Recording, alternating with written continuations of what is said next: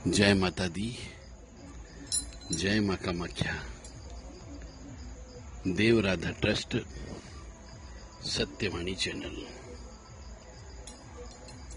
आज मेरे सामने एक अजीबोगरीब प्रश्न आया है। प्रश्न करने वाले ने पूछा कि मुझे अपने शत्रुओं का नाश करना है। मैं बिना शत्रु के कैसे रह सकता हूं?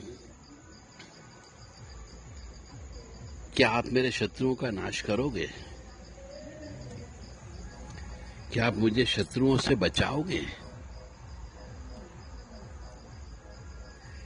ऐसी प्रश्न आने पर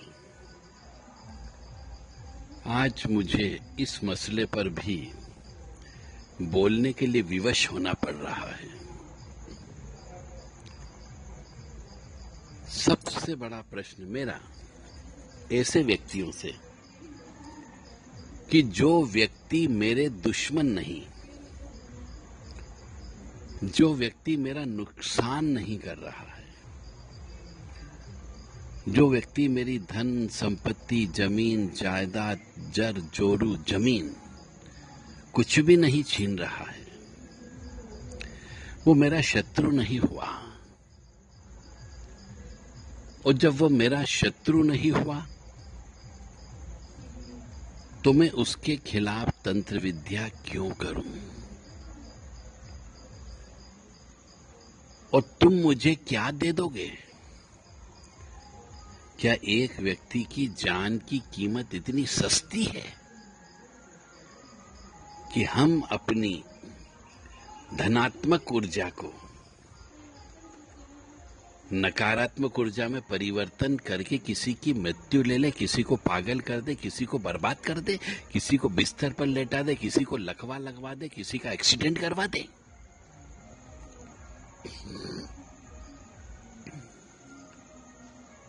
क्या दे दोगे? 10, 20, 50,000 रुपए, 1,00,000 रुपए, 2,00,000 रुपए दे दोगे?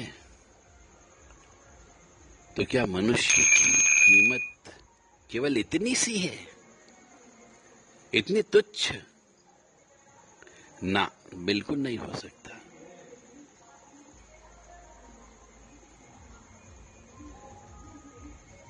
तो शत्रु से निजात क्यों नहीं मिल सकती किसी भी मनुष्य को?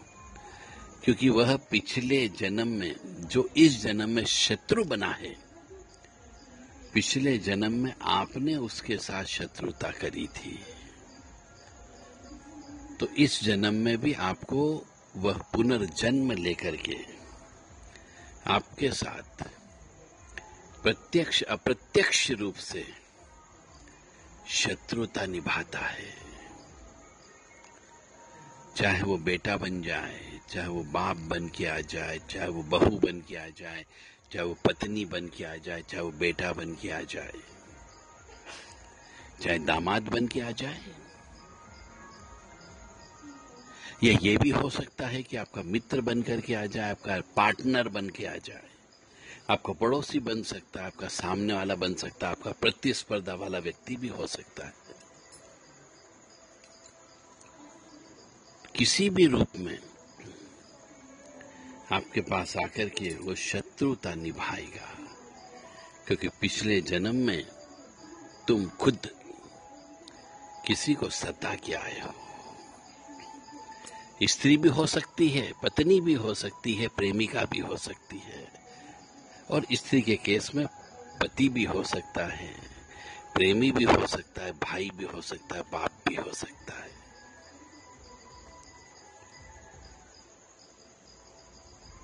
तो जो प्रश्न किया गया, अपन उस प्रश्न पर आते हैं। प्रश्न ये है कि तुम हमारे शत्रुओं का नाश करोगे क्या? तो हम क्यों नाश करें भैया तुम्हारे शत्रुओं का?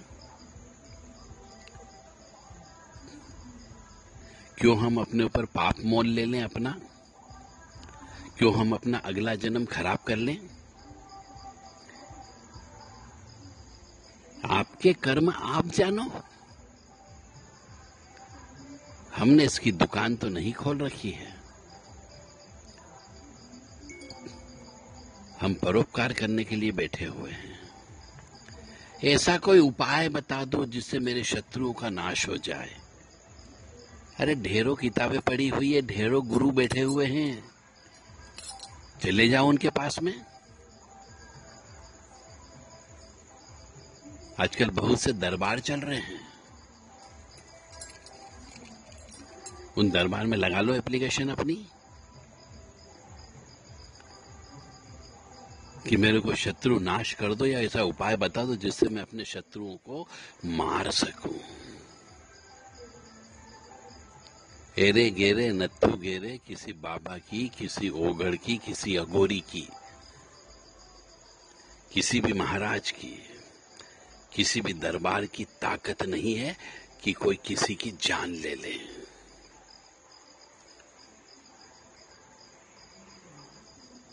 वो कोई चैलेंज करता है तो जाओ उससे मरवा दो। सिवा जिंदगी में लूट के कुछ नहीं मिलेगा तुम्हें, क्योंकि 99.99% मैं आपसे कह रहा हूं, तंत्र से शत्रु नाश होता है, परंतु उसके लिए सिस्टेमेटिक वे में, विधि विधान से, पूजन अर्चन जप तप अनुष्ठान करना होता है। और वो वही व्यक्ति करेगा जो लोभी होगा, लालची होगा। 10, 20, 50 हजार रुपए में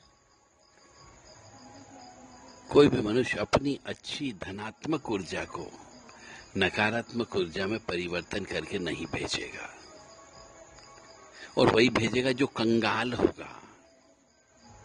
और कंगाल होगा तो आपके पैसे लूटेगा और होगा कुछ नहीं। सीधा सीधा गणित है कि जिसका मेरे से कोई लेन देन नहीं है, जब मेरे से कोई लेन देन ही नहीं है तो मैं किसी के खिलाफ क्या करूंगा? अपना अगला जन्म बर्बाद करूंगा।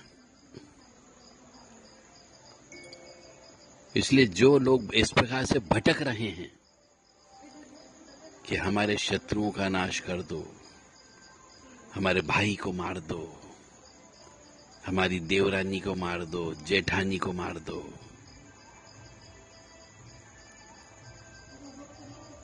पड़ोसी को मार दो, हमारे कॉम्पिटिटर को मार दो,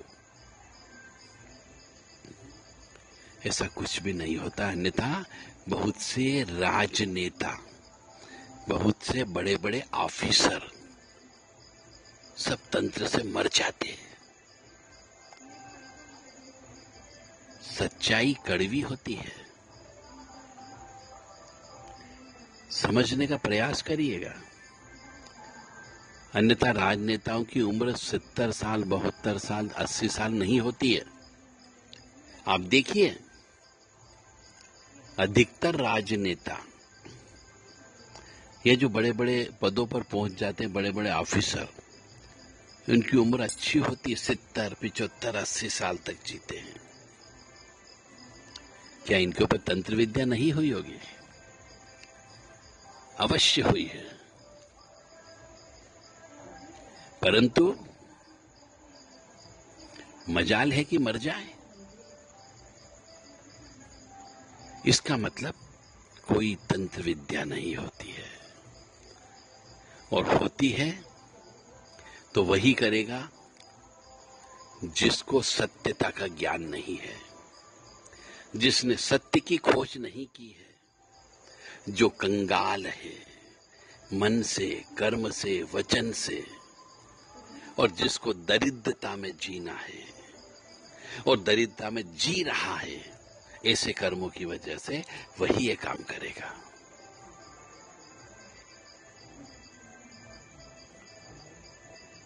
मारण प्रयोग तो बहुत है, परंतु उनको चलाने वाला चाहिए। उसके लिए साधना चाहिए, तपोबल चाहिए, तपस्या चाहिए। और आज के कलयुग में कहां तपोबल वाले बचे हैं, कहां तपस्या करने वाले बचे हैं। जरा सा ज्ञान क्या प्राप्त कर लेते, पैसे कमाई करने की सोचने लगते हैं। और जरा सा ज्ञान क्या प्राप्त करना, थोड़े से क्रोध में अपने गुरुओं के ऊपर ही मारण प्रयोग करने लगते हैं, अपने भाइयों के ऊपर मारण प्रयोग करने लगते हैं। ऊपर वाला है, कोई तीसरी आंख से हमें अवश्य देख रहा है। उससे डरो, उस परमपिता परमात्मा से डरो, उस जगत जननी से डरो।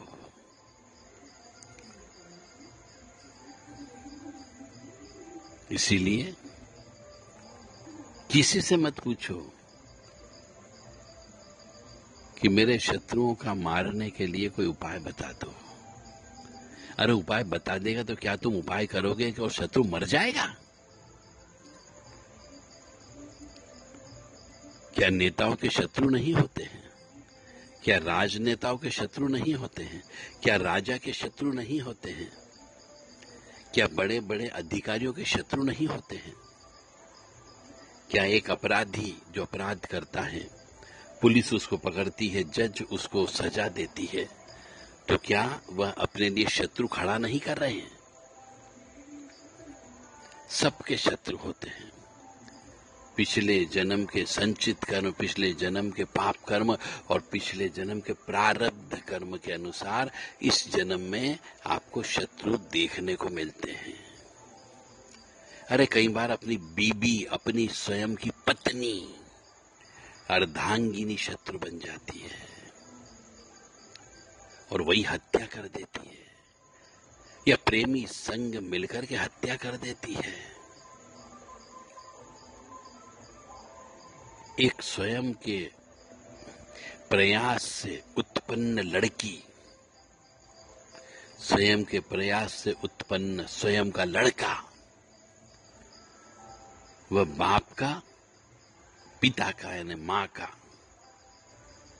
शत्रु बन जाता है। तो ये सब पिछले जन्म के कर्मों का फल होता है। इसीलिए कुछ ऐसे मंत्रों का जप करो कि आपके शत्रु उत्पन्न ही न हो। आपका काम बन जाएगा। क्यों पाप अपने सिर पर लेते हो? अनवरत जप करते रहो, कभी न कभी वो मंत्र फलित अवश्य होगा। जैसे कि मैं एक मंत्र बोल रहा हूं, ओम ऐं श्रीं ह्रां ह्रीं रूं रें रों रं रः श्री दक्षिण मुखाय पंचमुख हनुमते कराल वदनाय नारसिंहाय नारसिंहाय। ओम नमो भगवते व्रजकाय व्रजतुल कपिल पिंगल ऊर्ध्वकेश महाबल रक्त मुख तड़ित जीव महारोध दसोटकट महाकरालिनी महादलबंद महारील लंकेश्वरोदय महाशेतुवन महाशैल प्रभा गंगुचर ए भगवान महाबल पराक्रम भैरव आज्ञा पाती है। भगवान महाबल पराक्रम भगवान आज्ञा पाती है। इस प्रकार का जो मंत्र है, ये मंत्र का कंटिन्यू अनवरत खुद तपस्या करो, जप करो, हवन करो, तो आपके शत्रु स्वतः दूर हो जाएंगे या नाश हो जाएगा। अपने सिर पर पाप मत लो, संकल्प लेकर के या किसी से काम करा के।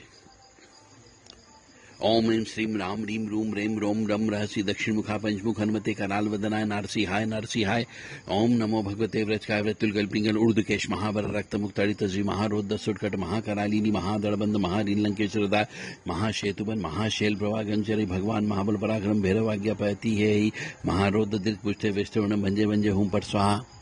भूत प्रेत पिचास कुल पिचास डाकिनी शाकिनी यक्षिणी ब्रह्म राक्षस कुल राक्षस ग्रह राक्षस महामारी राक्षस भैरव बेताल परतंत परमंत पर्यंत सर्व ग्रह उच्चाटनाय सकल शत्रु सहारणाय। ये इसमें आया देखो, सकल शत्रु सहारणाय क्षणेन हन हन भंजे भंजे शिक्षे शिक्षे खाते खाते मारे मारे बिंदी बिंदी छिंदी छिंदी उच्चाटे उच्चाटे दावे दावे शो शो चनाश नाश महामहेश्वर रुद्र अवतार ओम हुम फट ओम रीम फट। इसका मतलब क्या? ये पंचमुखी हनुमान जी का कवच है। इसमें भूत प्रेत पिशाच ऊपरी बाधा तंत्र मंत्र काला जादू और शत्रु का नाश सभी कुछ है। आपको बोलने की जरूरत नहीं है, स्पेशल संकल्प लेने की जरूरत नहीं है, स्पेशल अनुष्ठान करने की जरूरत नहीं है। पूर्ण समर्पण भाव से, पूर्ण श्रद्धा के साथ और पूर्ण विश्वास के साथ में इस मंत्र का ब्रह्म मुहूर्त में उठ करके 2-3 घंटे सुबह और 2-3 घंटे शाम को दिन और रात का मिलन के समय पे जप करना चाहिए, हवन करना चाहिए। अपने आप को तपाना पड़ेगा, तब जाकर के ऑटोमेटिक आपके सब शत्रु या तो दूर हो जाएंगे या फिर मित्र बन जाएंगे या उनका सर्वनाश हो जाएगा। पर आप करना नहीं चाहते, किसी से करवाना चाहते हो, पैसे का दम पर, पैसे का घमंड है, रुपयों की गर्मी है, कुछ भी काम नहीं आएगी। जब तक कि खुद नहीं मरोगे यह पता नहीं चलेगा कि स्वर्ग कहां है, नर्क कहां है। इसलिए खुद करो। मां भगवती आप सभी को सद्बुद्धि प्रदान करे, ऐसी कामना मैं परमपिता परमात्मा से करता हूं और साथ ही साथ में मां जगत जननी से भी प्रार्थना करता हूं कि आपको सद्बुद्धि प्रदान करे। मृत्युंजय महादेव त्राहि मां शरणागतम जन्म मृत्यु जरा व्याधि पीड़ितम कर्म बंधने।